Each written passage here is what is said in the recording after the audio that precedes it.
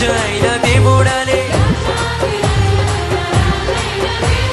నీచాతి నీచులను ప్రేమించవచ్చే నిన్న నేడు ఏకరీతిగా ఉన్నాడని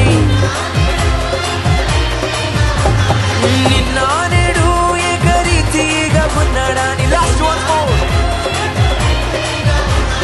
నిన్న నేడు ఏకరీతిగా ఉన్నాడని నిన్న నేడు ఏకరీతిగా ఉన్న హల్లెలూయా హల్లెలూయా